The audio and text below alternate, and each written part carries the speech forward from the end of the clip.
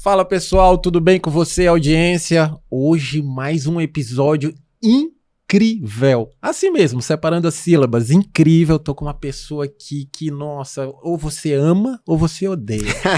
Pessoa fantástica, muitos anos de experiência com marketing. Vou pegar aqui, ó, meu assistente para dar uma rápida lida. O homem é CEO do Instituto Experiência do Cliente, mais de 17 mil vendedores treinados por ele. Professor, palestrante, 7 livros. Escreve aí 7 livros lançados. Hoje eu estou recebendo, sem muita firula, Fernando Coelho. Muito obrigado. 7 livros sem A, viu? 7 livros sem A. Pra você ver, fantástico. Fernando, um prazer enorme te receber. Sei que tua agenda é muito concorrida. Vejo aí no seu Instagram eventos, treinamentos, palestra, aconselhamento. Né, eu acho isso fantástico e obrigado mesmo por ter vindo, mas antes de mais nada eu já quero logo meter uma pergunta aqui que mora aqui ó, há muito tempo. Vem cá, Fernando, experiência do cliente é mais uma modinha do marketing que vai acabar daqui a 5 anos quando o marketing achar mais outra coisa atual ou veio para ficar? Experiência do cliente, na verdade, sempre existiu, com outro nome, né? Então, quando o seu Manuel da padaria, ele virava para você lá atrás e falava assim, Zé, faz tempo que você não passa aqui, olha, o doce de leite que você gosta chegou. Aquilo já era CRM, né? Que hoje a gente chama de CRM. E quando você chegava lá na padaria do seu Emanuel, seu Emanuel virava e falava, olha, além do doce de leite, a gente tem aqui aquele pãozinho de queijo gostoso que você gosta, e Dona Maria, leve para Dona Maria. Aquilo era venda agregada. E tudo isso era a experiência do cliente que fazia o negócio de fato crescer. O que aconteceu de uns anos para cá é que a gente pegou todos esses métodos, modelos de gestão, estudos científicos e validados, e a gente transformou de fato em uma ciência, que é a ciência da experiência do cliente. E eu costumo dizer, Zé, que a experiência do cliente não só é o novo marketing, como é o novo growth. Porque muita gente associa a experiência do cliente com marketing, mas só que não é só marketing, é toda a operação e ecossistema do negócio. Porque gente entrega a experiência do cliente, então tem conexão com RH. Gente precisa ser desenvolvido, tem conexão com T&D, né? Se a loja está desabastecida, isso impacta em vendas e na experiência do cliente, tem conexão com logística e abastecimento. Então a experiência do cliente hoje, na verdade, é o novo motor de growth, é o novo motor de crescimento e não é só sobre atendimento. Às vezes a reclamação do cliente nem é sobre atendimento, é sobre falta de produto, isso é logística, isso é a experiência do cliente. Ah, Fernando, eu queria ter hoje assim umas 10 horas pra gente conversar, porque você falou exatamente a frase, lembra o início que eu falei? O Fernando você ama, você odeia. E eu conheci o Fernando que eu odiei uma frase que ele falou e acabou de dizer de novo. Nossa, eu como um cara da área de marketing, né? Assim, um novato, iniciante, apaixonado pelo marketing, não com tantos anos de carreira como o Fernando, né, eu sempre defendi que o marketing é o pai de todos os processos. E para minha experiência, o cliente sempre foi mais uma das expertises do marketing, né, mais um objeto de estudo, enfim, do marketing. E aí o Fernando falava assim, experiência do cliente é o novo marketing. O dia que eu ouvi, eu falei assim, esse homem é um herege. É louco. Pelo amor de Deus, tem que sair da nossa congregação.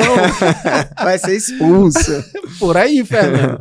Mas enfim, e aí mergulhando no teu trabalho, conhecendo, vendo tuas teses, né, enfim, eu achei fantástico, lógico, não existe negócio se não tiver cliente, né, enfim, eu acho que a razão do negócio é clientela, é praça, é nicho, enfim. E, cara, eu comecei a te amar a partir daí, comecei a seguir assim, peraí, deixa eu ouvir, deixa eu me desarmar aqui. Foi por aí, Fernando. Alguém já tinha te contado alguma coisa assim antes? Não. Não tiveram coragem. Enfim, eu acho que de forma muito autêntica, eu tô te passando essa minha experiência, minha primeira visão a seu respeito, com muito respeito, inclusive, né, de profissional para profissional. Mas sim, eu sou um cara admirador do teu trabalho, ninguém chega aí onde você está à toa, nem sendo bonzinho, nem dizendo o que as pessoas querem ouvir, né? Enfim. E aí, pessoal, preciso fazer um merchan rapidamente, enquanto a gente tá logo no início do programa. Nós falamos de 7 livros do Fernando, eu tô com 2 aqui, ó. São os últimos, 2 últimos. Fantástico. se você não é da área de marketing, vendas, enfim, pensa no teu cliente, quer se estabelecer, eu recomendo, é uma literatura super atual, escrita por um profissional altamente conceituado, que inclusive está doutorando, né, Fernando? Na fase finalíssima, a tese já está pronta, já foi para o conselho científico, agora nos próximos dias aí eu vou saber o dia exato da defesa. Legal. Mas está na fase final ali do doutorado. Mas no doutorado eu estudei outra coisa, não foi... Por favor. Não foi experiência do cliente, foi gamificação. Sim. Mas como eu sou apaixonado por CX, eu estudei como que a gente usa a gamificação para desenvolver competências, tanto emocionais quanto técnicas, em executivos de mercado, focado em experiência do cliente, para entregar a experiência do cliente. No core, tá lá a experiência do cliente. A experiência do cliente. Maravilha. Parabéns, Fernando, antes de mais nada. Fernando, mas vamos lá, eu quero conversar logo sabendo... Me fala mais sobre o Fernando, onde você nasceu... Se seus pais eram ricos ou não, quero saber tudo. Me conta, por favor. Então, eu contei parte dessa história ontem na turma de pós-graduação que eu sou coordenador. Legal. E eles concluíram ontem, se formaram ontem, né? Pós-graduação em marketing digital lá da Navigare. E assim, não vem de uma família rica. Minha família, ela era bem classe média, assim. E eu digo que antes de qualquer título, antes de qualquer posição, eu me vejo muito como gente, né? Esses dias eu tava na loja do shopping e aí tava com meu noivo, que ele foi escolher uma roupa pro casamento. Acompanhei. E aí, a gente entrou numa loja que a gente foi muito bem atendido, mas muito, absurdamente bem atendido. E aí eu não me contentei, eu virei pra pessoa e falei assim, tu é gerente da loja? Ela disse, sou. Eu disse, mas você atendeu muito bem, assim, absurdamente bem, diferente de todas as lojas desse shopping que eu já passei. Aí ela disse, obrigado pelo feedback e tal, é sempre bom ouvir. Aí meu noivo virou pra ela e disse, sabe quem ele é? Aí ela disse, não. Aí ele disse, ele é especialista na área, tá. Aí ela virou pra uma cliente que tava na loja e disse, você sabe quem ele é? Aí a cliente, sei, a gente fala muito dele lá na nossa loja. Eu disse, você sabe? Porque a gente não se enxerga assim, né, como uma pessoa que, às vezes, o outro tá olhando ali e sabe quem é. Mas, antes de qualquer título, eu digo que eu sou gente. Então, como gente, eu gosto de me conectar com gente, eu gosto de estar junto de gente, eu gosto de... eu tenho um aspecto muito professoral, então eu gosto de todo tempo estar ensinando, puxando, apoiando. Então, eu sou essa pessoa que tô sempre inquieto. Tem Mário Sérgio Cortella, ele fala uma frase que é o insatisfeito positivo, né? Então, eu acho que eu sempre estou muito insatisfeito com as coisas, positivamente, um insatisfeito para poder ir atrás, correr, fazer diferente, fazer melhor. Então eu sou essa pessoa que sou apaixonado por gente, sou apaixonado por ideias, estou sempre em movimento e sempre insatisfeito positivo. E você nasce aqui em São Luís? Sou de São Luís, São Luís. Eu nasci... Fez aniversário semana passada, viu? Sim. 13 de junho de 1988, no dia de Santo Antônio. E aí, nasci no Hospital Português. E tem uma história engraçada do meu nascimento, que tanto eu quanto minha mãe, a gente ia falecer no parto, né? Sim. Porque foi parto normal, a gente tava passando da hora de fato, eu consegui ali nascer.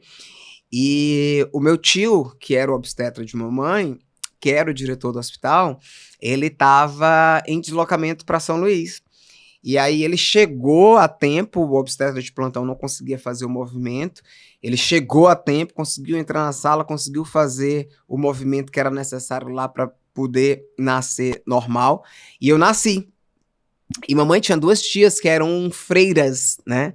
E elas não sabiam desse contexto do nascimento. Sim. E aí uma tia ligou para mamãe e falou assim, olha, bota o nome dele de Fernando, porque hoje é dia de Santo Antônio. E o nome de Santo Antônio era Fernando Burlhões. E quando o Santo Antônio entrou no seminário para ser frei, né? Tinha naquela época a prática de mudar o nome dos freis. E aí mudou de Fernando para Antônio. Então bota o nome dele de Fernando. Aí ficou Fernando. E a outra tia, freira também, ligou e disse: olha, eu sonhei com o arcanjo Miguel descendo do céu com uma criança que não ia chegar na terra, e o arcanjo Miguel fez a criança ser entregue ao mundo. Então bota o nome dele de Miguel. E aí mamãe botou Fernando Miguel. Meu nome é Fernando Miguel, né? Ainda bem que eu não tinha uma outra tia freira, porque senão ia ter um outro nome aí encaixado. Mas a história de nascimento foi essa, eu nasci aqui em São Luís. Ah, que maravilha, Fernando. E como foi tua infância? Morou em São Luís a vida toda? Estudou nos colégios aqui de São Luís mesmo? Conta pra gente. Morei em São Luís a vida toda. Estudei em escola de freira. Então, o contexto religioso, ele sempre esteve ali envolto de mim, né? Muito presente ali na tua história. Outra coisa é que, como eu ia morrer no parto, uma das promessas que minha mãe fez foi, durante 13 anos, todo dia 13 de junho, eu entregar pães para aquelas pessoas mais vulneráveis que ficam na frente da igreja de Santo Antônio. Então, durante 13 anos, eu entregava pãezinhos, aqueles pãezinhos pequenininhos, vestido de Santo Antônio. Então, eu tenho essa imagem forte na minha cabeça, que eu ia pro dia 13 de junho, na igreja de Santo Antônio, vestido de Santo Antônio, entregar os pãezinhos depois da missa, né? E aí, eu estudei parte da minha vida no Colégio Santa Teresa, que era uma escola das Irmãs Doroteias, né, de freira, e depois disso eu fui fazer o ensino médio em uma outra escola, que era o Master, né, então a gente teve essa trajetória aí, mas eu lembro muito forte de vários momentos no Santa Teresa, e a minha avó, ela morava ali no centro. E era engraçado que os meus primos estudavam no Marista. Sim. Eu e meu irmão estudávamos no Santa Teresa, que ambos eram no centro. Então, quando a gente saía da escola, a gente ia todos para casa de vovó, que era ali no centro. E a gente ficava lá a tarde toda. Então, a brincadeira sempre era brincadeira de rua. A casa de vovó era, assim, sabe aqueles casarões antigos? Que outra brincadeira que a gente tinha, na casa de vovó tinha uns calabouços de escravo mesmo, né? Sim, sim. Porque naquela época as casas eram gigantes. E aí tinha uns calabouços, a gente ia brincar no calabouço. Então, era assim, bem brincadeira, raiz de década de 80 e 90. Puxa, bons tempos. De hoje a gente não... Só as histórias, né? Não tem mais isso hoje. Hoje o povo só fica em chat GPT, joguinho, Instagram, celular, tablet, não bota o pé no chão, não bota o pé no asfalto, não entra com o pé sujo. Não come uma acerola. Não come. Não senta na calçada. Muito bom, Fernando. Puxa, bom mesmo ouvir. Eu tenho negócio lá no centro, eu sei como é que é os casarões. Até hoje ainda tem, né? Mas não tem esse movimento mais. Não tem. Né? Tá desabitado. Acho que não tem mais nem morador assim tão forte no centro. Tem os remanescentes, né? Os que ainda não foram. Ainda estão por lá. Mas, de verdade, boas memórias que você resgata aí, viu? Fernando, e desde essa época você já pensava em alguma coisa no sentido do que você trabalha hoje, do profissional que você é? Cara, eu digo que a vontade de ser professor, qualquer coisa, e a psicologia explica isso, na sua fase adulta, ela teve a origem na sua infância. Então, assim, quem tá ouvindo a gente, por acaso, não faz terapia, faça, porque você vai descobrir que muitas coisas do adulto que você surgiu lá na infância. Do bem ou do ruim, do bom ou do ruim, né? Sim. E aí, essa minha avó, ela era professora aposentada. Então, ela se aposentou pelo município e, como a gente estudava pela manhã,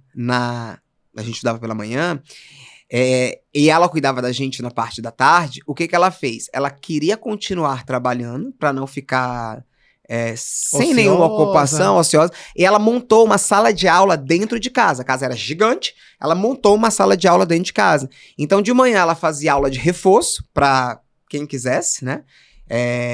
E de tarde ela cuidava da gente. Então, na parte da manhã, ela tava lá dando a aulazinha dela, tinha quadro, eu lembro daquele quadro verde. Com giz. E na parte da tarde, a gente também, quando não brincava no calabouço, na rua, a gente ia brincar na sala de aula. E eu sempre brincava de ser professor. Então eu botava meu irmão, botava meus primos, né? E a gente ia brincar ali e eu brincava de ser professor. Então eu acho que a vontade, né, subconscientemente, Sim. começou a nascer ali e ser despertado ali. Mas eu fui fazer publicidade e propaganda e aí eu olhava alguns professores meus que eram diretores de marketing, diretores de mídia, uma área que eu sempre gostei foi a área de mídia técnica dentro da faculdade, né? Sim. Que hoje eu acho que nem tá tão forte mais isso dentro das agências. Antes de começar aqui, tava conversando com o Jonathan nos bastidores e a gente falava, pô, como é que tá o mercado publicitário, né? E uma coisa que eu tinha vontade quando eu era aluno de publicidade era ser diretor de mídia. Apesar de nunca ter trabalhado em agência, mas eu tinha ali bons professores e que eram diretores em agência e que davam aula. Eu disse, poxa, eu posso estar no mercado e ser professor.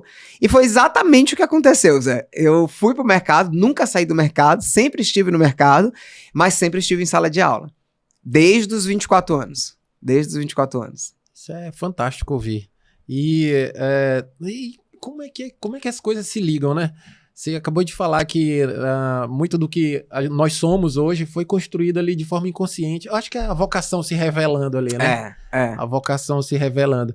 E é impressionante também, Fernando, eu falo já falei com vários convidados que estiveram aqui conosco, como que como que a vida posiciona as pessoas de destaque, mas ela não posiciona todo mundo, né? Eu creio que todo mundo pode construir uma carreira e tal, ser bem sucedido e tal, mas eu observo que as pessoas que vão mais longe, assim, que se destacam mais, geralmente são as pessoas que tiveram um pouco mais de dificuldade, que não conseguiram estar onde queriam e tudo mais, né? Vieram de famílias mais humildes enfim, e aí a vocação começa a arder mais no coração, parece que empurra as pessoas mais forte, né? Mais rápido.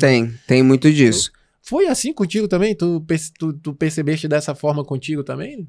Então, como eu te falei, eu tenho muito forte algumas coisas na minha mente. Assim, a gente nunca passou dificuldade, mas a gente nunca teve dinheiro sobrando. Nunca teve dinheiro sobrando, exatamente.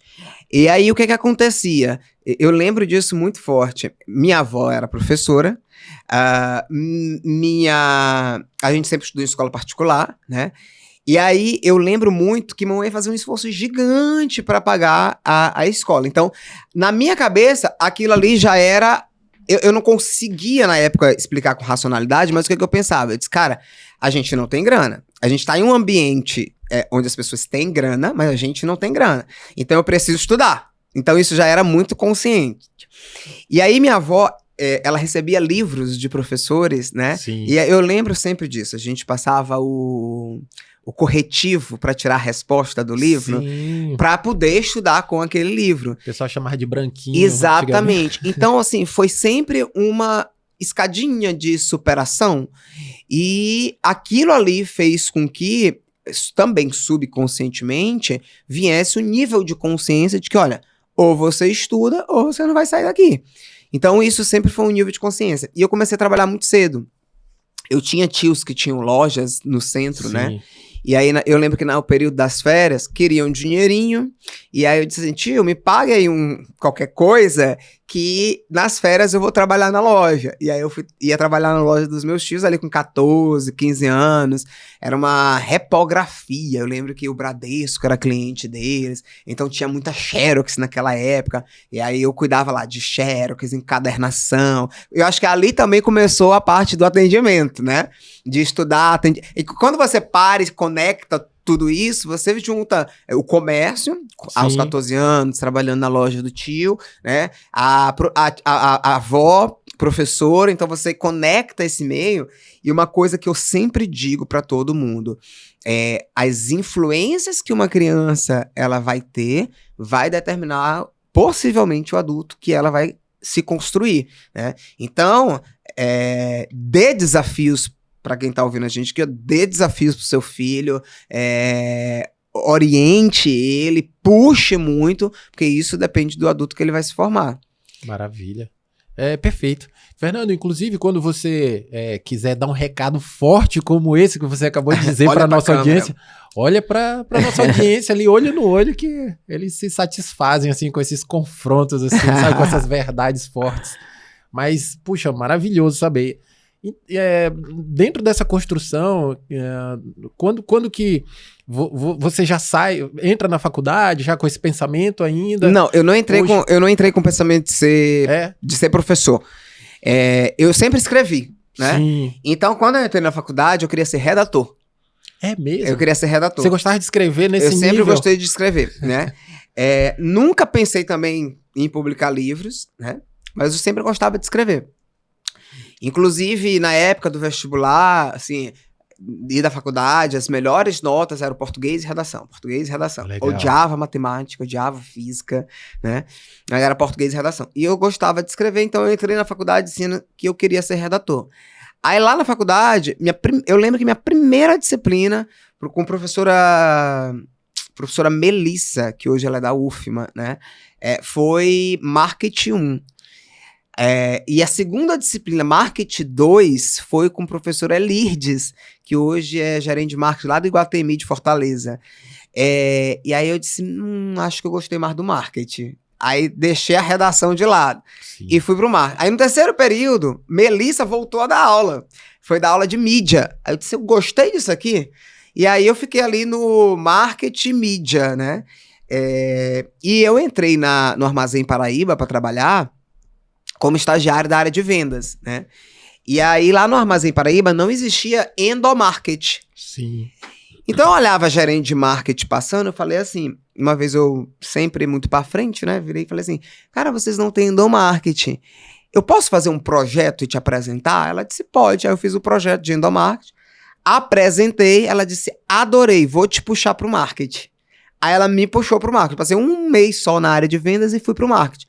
E aí eu fiz os meus 2 anos de estágio na área de marketing do Armazém Paraíba. E dentro do Armazém Paraíba não tinha agência de publicidade.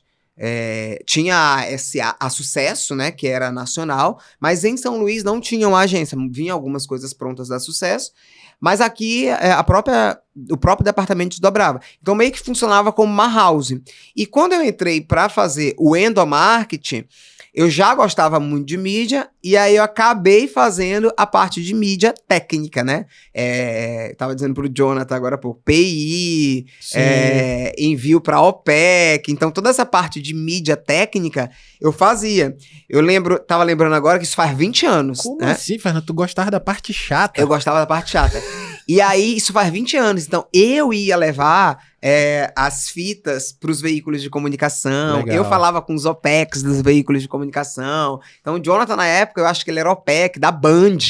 E aí eu ia pra Band, SBT, Globo, Record, deixar as fitas, e o PI eu enviava por fax, né? Eu acho que o povo hoje nem sabe o que é fax. A maioria. E aí eu enviava por fax. Então, foi um período que eu achava muito gostoso, né? E ali eu disse, eu quero seguir a área ou de mídia ou de marketing. Acabou que eu nunca atuei com mídia mesmo, além do Armazém Paraíba. Mas estudei muita área de mídia. Dei aula de mídia quando eu fui para a faculdade. Dei aula de mídia e resolvi seguir a área mesmo de marketing. Então, esse começo de carreira foi muito mão na massa mesmo. E aí me chama a atenção você criando já a oportunidade, né? Não tinha uma vaga aberta, por exemplo, no Paraíba. E na área da educação também. Não... E outra coisa que outro dia uma pessoa me perguntou assim, Fernando, qual é a dica que você dá para quem tá iniciando? Aí eu disse 3 dicas para quem tá começando. A primeira, estude muito, né? A segunda, que tá muito ligado com estude muito, esteja preparado para a oportunidade. Porque quando ela aparecer, cara, agarra, né? E a terceira, seja cara de pau. Essa é a terceira dica que eu dou. Porque quando eu E tem alguns marcos que eu vejo muito isso, tá?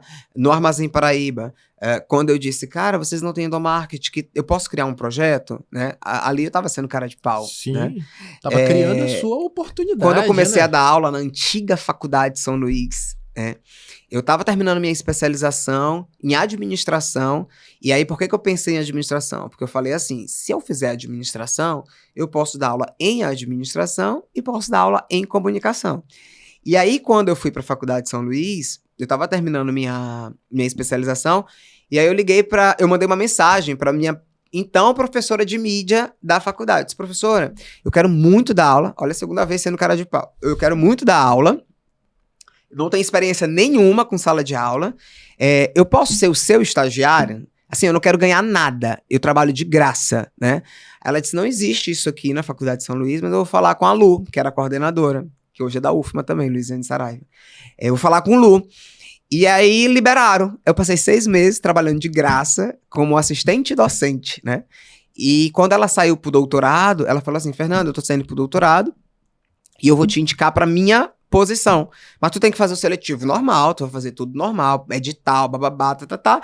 E aí eu fiz, passei, né? Passei e entrei pra dar aula da disciplina que era dela, que era mídia.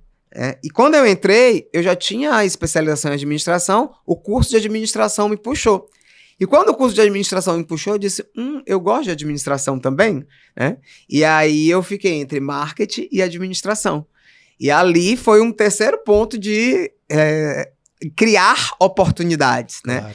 Então tem muita gente que às vezes eu ouço e fala assim, ai, mas não tem oportunidade, ai, mas o mercado tá ruim. Tá, o que que você tá fazendo, né? Outro marco de criação de oportunidade. Eu tava na UNDB, eu era professor da UNDB, tava 7 anos na UNDB, e aí na época eu virei lá e falei assim, eu quero diminuir minha carga horária na graduação, eu quero ir mais pra pós-graduação. Então eu já dava aula em pós-graduação, mas eu queria cada vez mais sair da graduação. E aí eu virei lá pra diretoria e falei assim, eu quero coordenar um curso, né? De pós-graduação. Qual curso tem? Ah, tem marketing. Eu disse, não, marketing assim, toda faculdade tem, tem muita demanda já, bora criar um outro, mas qual? Eu disse, posso desenhar um curso do zero? Aí foi quando eu desenhei o curso de experiência do cliente. Então, o primeiro curso de experiência do cliente do Norte e Nordeste foi o que eu desenhei, foi na UNDB, só existia na ESPM, que eu já dava aula, e no Nordeste não existia nada, Norte e Nordeste não existia nada de CX. Eu disse, eu posso desenhar um curso de CX? Eu desenhei, o Conselho Científico aprovou, né, e aí a gente abriu o curso de CX na UNDB, criado por mim, coordenado por mim, a gente chegou a formar 5 turmas. Então, crie as oportunidades, não fica parado.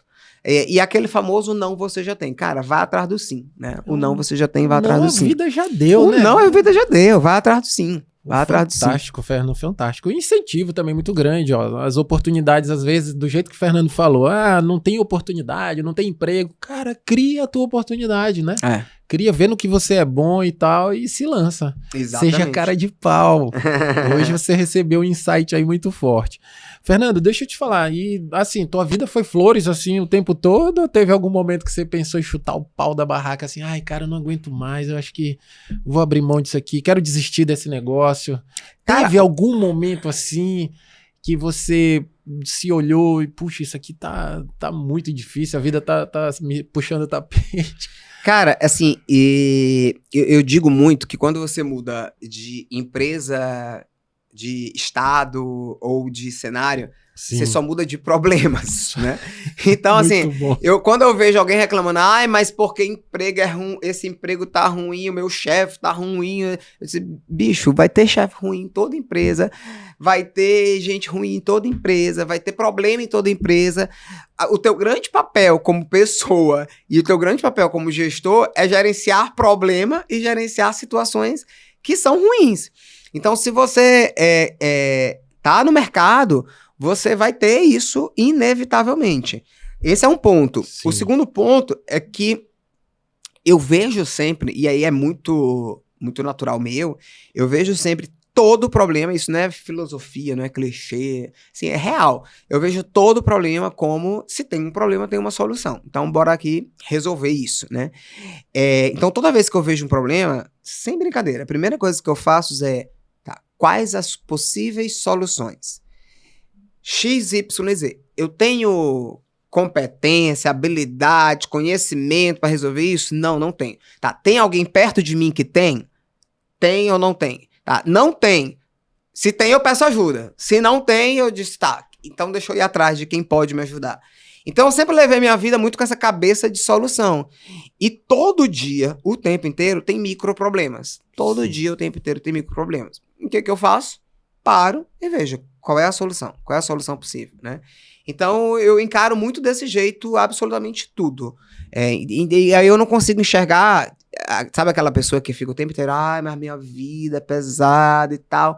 Eu não consigo enxergar isso e me dá um incômodo gigantesco se tem alguém do meu lado desse jeito, né? Então, se é um parente, amigo, eu já dou 2 gritos e digo, bora, resolve isso aí. A solução é estar aqui, faz isso, faz aquilo, resolve, né? Então, eu não sou aquela pessoa que fica puxando o problema, não. E eu sou geminiano, então o geminiano ele é muito prático, ele não guarda nada, se ele tem que falar, ele fala e acabou. Ele não vai guardar rancor. E então, Fernando, é muito de consciência também, né? Acho que... Tem muito de consciência. E autoconhecimento. E autoconhecimento. Por isso que eu digo, não faz terapia, vá fazer. Se você não faz, vai fazer, porque você vai ajudar a ter essa compreensão do que e porquê. Sim. Da sua vida, né? Porque alguns comportamentos a gente herda realmente lá na infância. Ô, Fernando, você acredita, assim, na lei da atração? Muito, muito. Eu sou católico. Sim. E outro dia eu tava conversando com uma amiga, professora também, essa é uma excelente história para você trazer para cá, ela é evangélica, né? É a professora Aline Vasconcelos. A história dela é belíssima, belíssima, belíssima. Eu vou te pedir um favor. Eu vou te dar o contato dela. Não, me perdoa interromper sua fala. Você já chamou ela? Eu quero que você faça o convite. Professora Aline Vasconcelos, venha contar a sua história, porque vocês olham a Aline assim, loira, dos olhos azuis, muito chique, muito elegante. Nasceu no Goiabal, né? Passava por dentro do cemitério pra ir pra escola, né? Demorou 6 vestibulares para passar na UFMA. A história dela, assim, se ela te contar, tu vai chorar. É muito boa. E aí, aonde é que a gente tava mesmo? Que eu já me perdi. Me perdoa. Eu te interrompi para fazer o convite para a professora, mas meu amigo tava falando sobre a... Ai, vou puxar aqui. Tu te perdeu também. Aonde é que a gente tava, produção? Flop, onde é que a gente tava, Flop? Ó, lembra, Thay, onde é que a gente tava? Não, isso aí a gente já falou, isso aí a gente já falou. Era... Da gente tá falando do autoconhecimento, como que ajuda isso. Tu perguntou da lei da atração. A lei da atração. Pronto, acredito muito. E aí eu falei de Aline porque eu sou católico, sim. A Aline é evangélica. E eu falo assim, Aline, eu acredito em absolutamente tudo que é energia, né? Absolutamente tudo. Porque parte da minha família é da Umbanda, parte da minha família é da Igreja Católica, né? Sim. E eu disse assim, e eu acredito muito nisso, de que tudo no mundo é energia. Absolutamente tudo, né? E cada religião tem a sua denominação de energia, a sua denominação de crença e a sua denominação de poder. Mas o poder está no universo.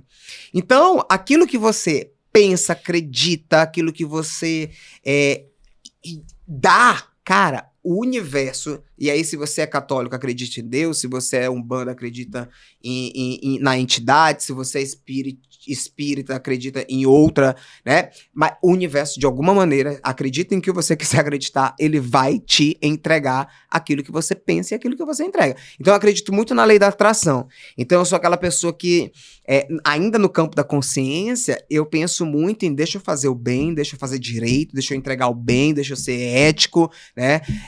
Assim, eu morro cago de medo de fazer qualquer besteira, de ser antiético, de ser corrupto. Então eu tento sempre ali, porque eu acredito que o universo, ele vai entregar aquilo de alguma maneira, vai devolver pra você. Ah, legal. Muito bom ouvir, Fernando. E assim, o ambiente, né, também parece que Total. quando a gente começa a fazer coisas, eu vou chamar de duvidosas, ou enfim, chame lá como você quiser, moralmente correto, ou você começa a se desviar dos seus próprios valores, parece que o ambiente se contamina, né? Você começa a atrair coisas parecidas, semelhantes, e ali fica tudo muito mais pesado, mais E o difícil. ambiente que você tá, ele influencia muito, né? Influencia. Eu não vou lembrar agora sobre o nome do autor, mas o nome dele é Benjamin. Eu li esse livro no comecinho do ano. Eu acho que o nome do livro é esse. Se joga no Google. Força de vontade, não, motivação não adianta, força de vontade não adianta. É o Benjamin, ele é um PhD em psicologia, e ele fala o quê? Que tem uma máxima que diz que você é resultado das 5 pessoas que você mais Sim. convive. E o que o Benjamin fala? Você é resultado, além dessas 5 pessoas, das 5 outras que essas 5 pessoas convivem. E aí ele fala que às vezes você pega um comportamento das 5 outras que você nunca nem viu e você absorve. Força de vontade não funciona. É Benjamin, o que é o nome dele? Benjamin alguma coisa, né? Força de vontade não funciona. E aí, você precisa ter muito cuidado. Benjamin? Tá carregando.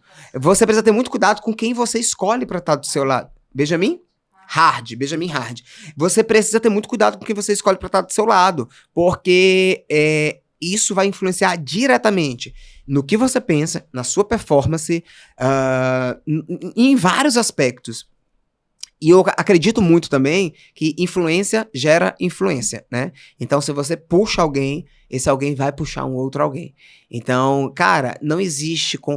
outra coisa que eu acredito muito, não existe concorrência. Bora criar um ambiente de parceria, bora criar um ambiente de conexão, bora criar um ambiente onde todo mundo ganha. Ah, mas fulano é teu concorrente. Bicho, se ele quiser ser meu parceiro, bora ser parceiro, né? Eu acredito muito nisso. Porque quem ganha no fim do dia, ou é a sociedade, ou é o mercado, se é a empresa ou é a empresa, né? Então, ter essa visão é muito positiva. E eu vou muito nessa linha, eu tento ir muito nessa linha. Por que eu te perguntei isso e levantei essa bandeira? Que dentro do ambiente corporativo, e aí eu trago para dentro das organizações e empresas, que aliás é o teu chão, né?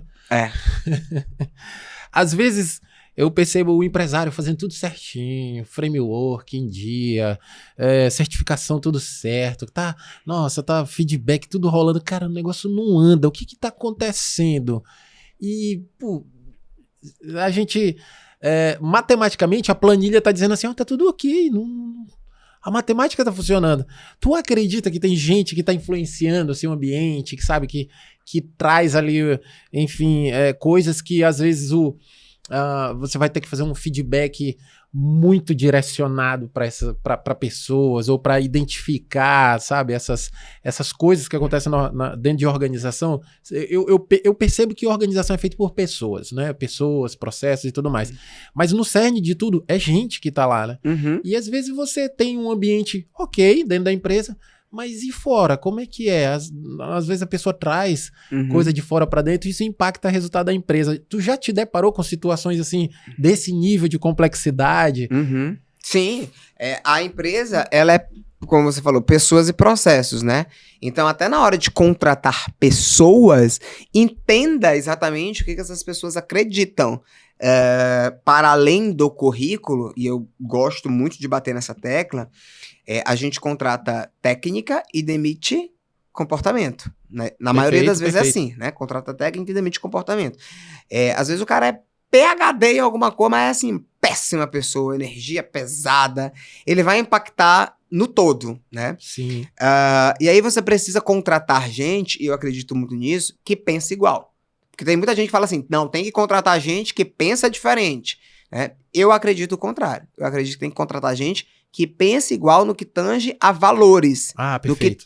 No que tange a princípios, né?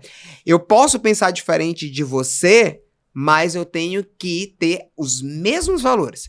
Se você contrata gente com valor diferente, vai dar confusão. Em algum momento, confusão moral, confusão ética. Então, assim, contrata gente com valores iguais e que você consiga discutir com essa pessoa. Porque aí o negócio cresce, né? Então, tem uma máxima que eu uso muito, que é assim, como é que a gente gera convergência na divergência? Não concordo com o seu ponto de vista, tá? Mas a gente está alinhado com os mesmos valores? Estamos. Ok. Como é que a gente encontra agora uma convergência aqui pra gente fazer esse negócio dar certo? Então, eu acredito muito nisso. E isso vale pra casal. Você vai casar com alguém que pensa diferente, que tem valores diferentes de você? Complicado. Cara, vai dar ruim. Vai dar ruim. Você vai se relacionar com alguém que tem valores diferentes de você? Vai dar ruim, né? Então, a gente precisa pensar nisso. Então, eu acredito também muito nisso. Escolha as pessoas com valores certos, iguais e que dê fit. Inclusive, a gestão de pessoas tem a ciência que fala do fit cultural, né? Sim, isso aí, principalmente para quem tá na linha de frente, né? Que vai lidar com o cliente todo dia. Total. Tem que ser pessoas que... Enfim, não sou eu que vou dizer como tem que ser, que não sou eu esse profissional, né? Mas como é que tu vê isso? A pessoa que tá de frente, que vai lidar com o cliente, qual que é sei lá, a dica, qual que é o espírito, a vibe que essas pessoas têm que dar? Porque não adianta, por exemplo, eu tenho uma empresa, uma organização, seja ela qual fosse, fins lucrativos ou não, às vezes você tem lá todo um modelo ideal de tratamento com o cliente, de experiência que você quer entregar, tudo muito bem validado, às vezes até o Fernando Coelho, que é o consultor dessa organização, né, tá tudo lindo e alinhado. Mas a pessoa que vai para a linha de frente ali, né, enfim, aí ele acabou de falar, tem que haver esse match ali entre os valores, o que realmente... Comportamento, né?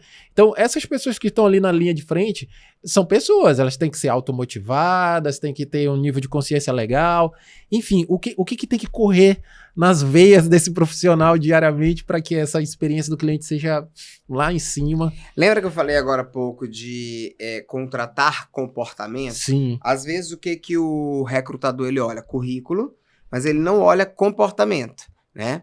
Esse é um ponto. Segundo ponto, eu falo muito isso para gestores que eu mentoro, que eu oriento.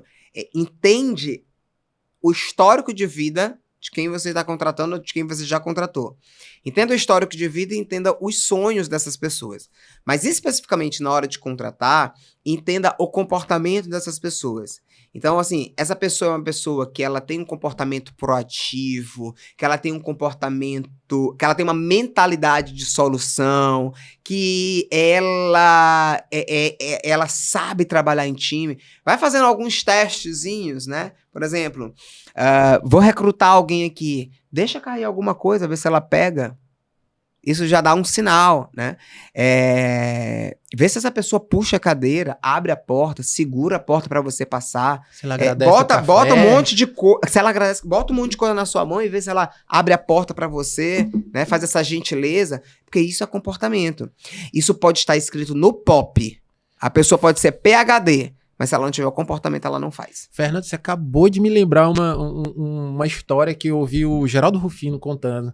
Né, que eles iam contratar um... Executivo, eu acho que eu lembro. Um CFO. Eu lembro dessa história geral. Officer. Nossa, aquilo é fantástico, né? Uma lição de vida ali fantástica. E ele fala assim, quando eu ia contratar o CFO, o cara já chegava com o seu motorista particular, eu ia lá pro estacionamento para ver se ele dava bom dia para minha secretária. Exato. Se ele agradecia o café para a secretária. Porque se não tratar a minha secretária bem, será que vai tratar as outras pessoas bem, né? Exato. Então, isso é comportamento. E não importa se você é presidente ou se você é porteiro. O comportamento, ele independe de sua posição, de seu cargo. Isso é maravilhoso. Fernando, vamos lá, sobre algumas coisas sobre experiência do cliente. É uma matéria que só uma empresa grande, uma organização grande consegue posicionar, ou uma pessoa que, eu falei uma pessoa jurídica, né? Uhum. De pequeno porte, uma microempresa consegue levar isso também para dentro do seu dia a dia. Eu vejo que tem muitas matérias que eu estudo e tal, que eu vejo que realmente precisa ter uma estrutura grande e tal, para poder, enfim, comportar essa base de estudo e levar esse tipo de experiência para o seu nicho. Mas experiência do cliente, enfim, dá para todo mundo fazer, toda empresa. Como é que vai? Dá para toda empresa fazer. E não só a experiência do cliente, abrir um parênteses aqui, porque lá no Instituto Experiência do Cliente, as pessoas elas acham que a gente só fala sobre experiência do cliente e não é. A gente fala de gestão e negócios, né? Legal. Porque quando a gente fala de gestão, a gestão vai para tia do bombom até uma multinacional. Primeiro ponto. Por quê? Gestão é procedimentação. Para eu procedimentar, eu preciso ter protocolos, processos, rotinas, rituais, né? E gestão é alguém para executar isso. Pessoas, aquilo que tu falou. Processo e pessoas. Isso é gestão. Se eu tenho processos e pessoas, eu preciso ter medição, né? Então, isso que a gente planejou. Qual o resultado? Qual o indicador? Performou? Não performou? Por que não performou? Pô, performou. Aonde? Como foi? Bora repetir? Então, todo modelo de gestão tem que ter um método. Toda meta só vai ser alcançada com um método. E isso precisa de alguém acompanhando e gerindo. Gestão, né?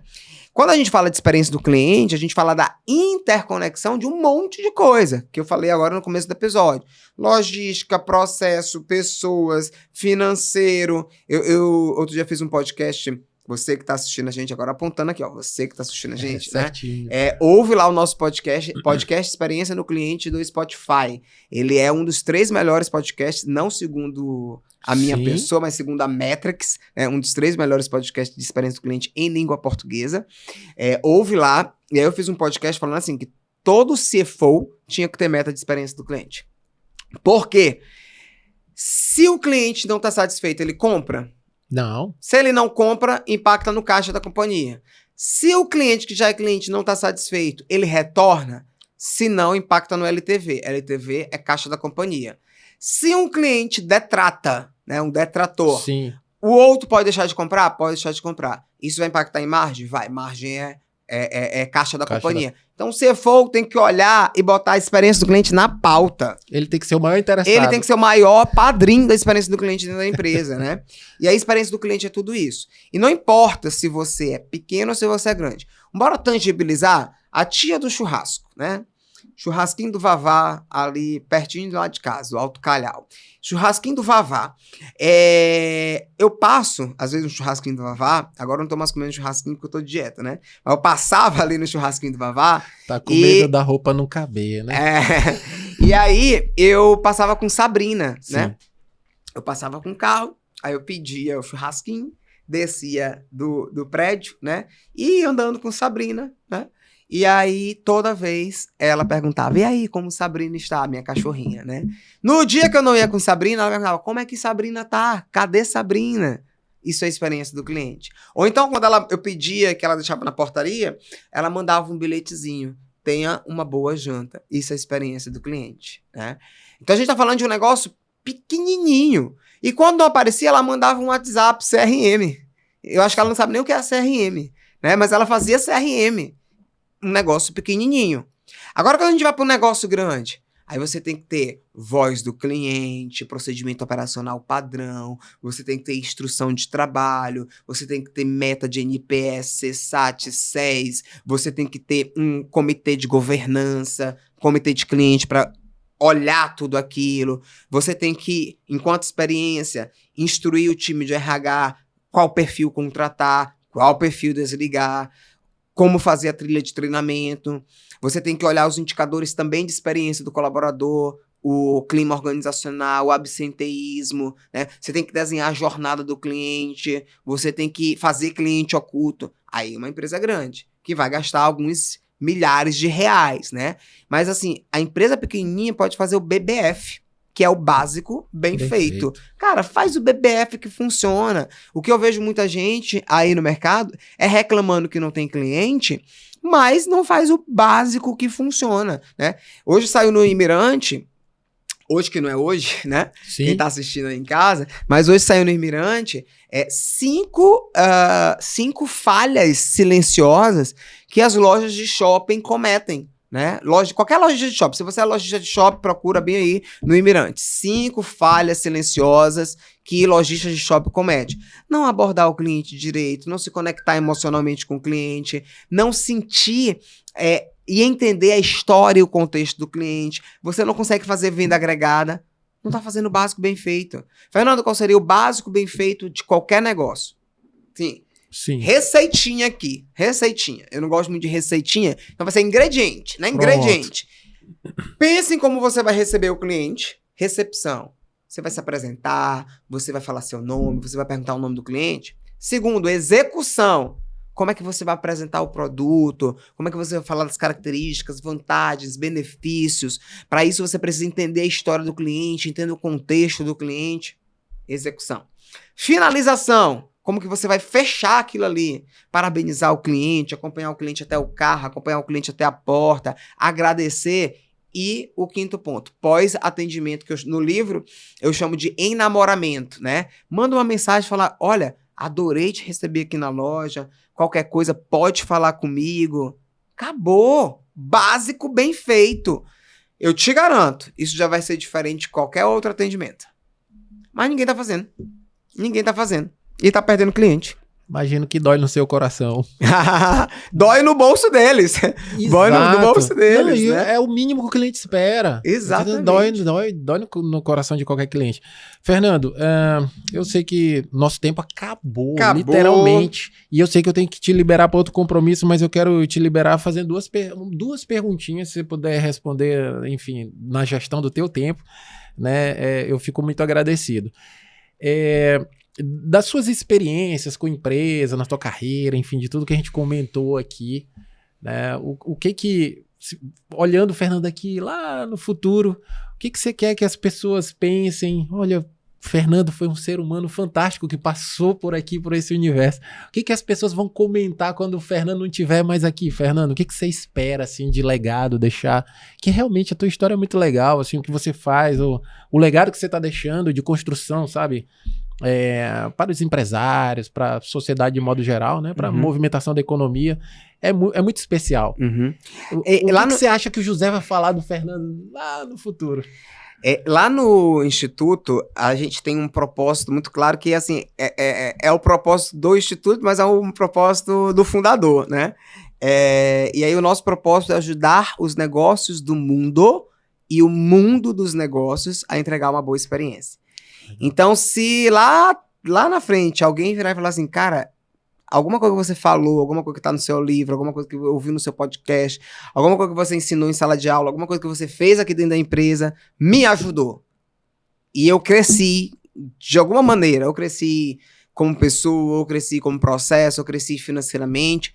Eu vou ficar feliz porque esse é o propósito, né? O nosso propósito é ajudar os negócios do mundo e o mundo dos negócios. E o mundo dos negócios é feito por pessoas, né? Então esse é o meu propósito. Então meu objetivo todo santo dia é esse, né? É ajudar os negócios do mundo e o mundo dos negócios. Então eu espero que esse episódio aqui tenha ajudado alguém. Eu espero que o meu podcast lá tenha ajudado alguém. Eu espero que esse livro ajude alguém. E ajudar para que o ecossistema ele seja de fato um ecossistema muito melhor. Maravilha, Fernando. Fernando, redes sociais, como é que as pessoas te encontram? Como é que elas se comunicam? Você é uma pessoa acessível? Tem um assistente para te receber, uma IA?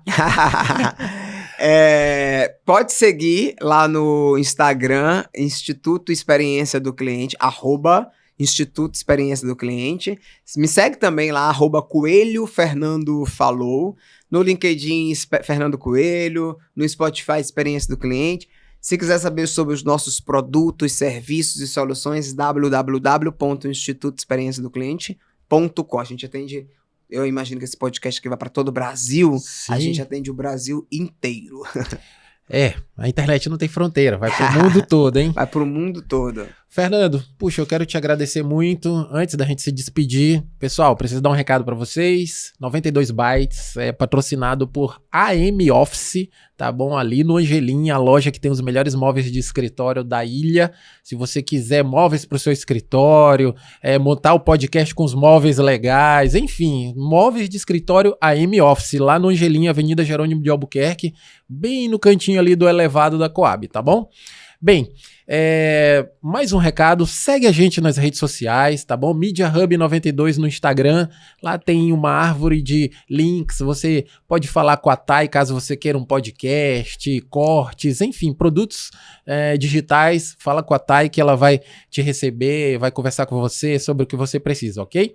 Bem, para finalizar, eu quero agradecer o Fernando demais por ter disponibilizado a agenda, por ter atendido, assim, tão bem a gente, né, o nosso convite. Obrigado por ter vindo, Fernando. Eu sei, de verdade, eu não tô sendo demagogo aqui, não. Eu sei que tua agenda é complicada.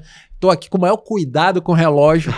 Muito obrigado por ter vindo. Se você quiser deixar um recado para nossa audiência, um recado especial, assim, gente, olha, eu não posso ir embora daqui sem falar um negócio para você. Aquela câmera é toda sua, Fernando. Muito obrigado, primeiro, pelo convite, né? É sempre um prazer. Nunca tinha feito podcast autoral, foi a primeira vez. É seu, é a biográfico, sua né? história. Biográfico. Exatamente. Nunca tinha feito um podcast biográfico. Muito obrigado pelo convite, foi um prazer estar aqui com você, batendo esse papo.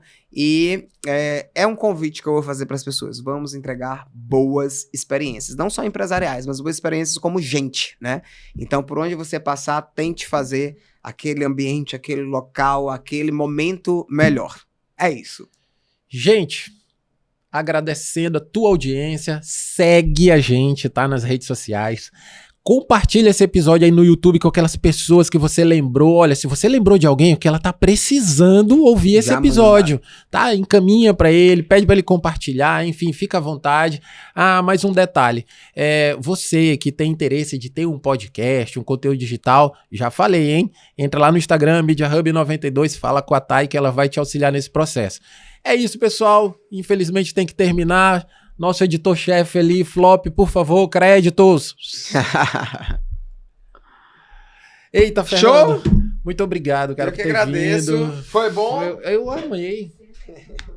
Quero te pedir perdão se eu falei alguma coisa. Não.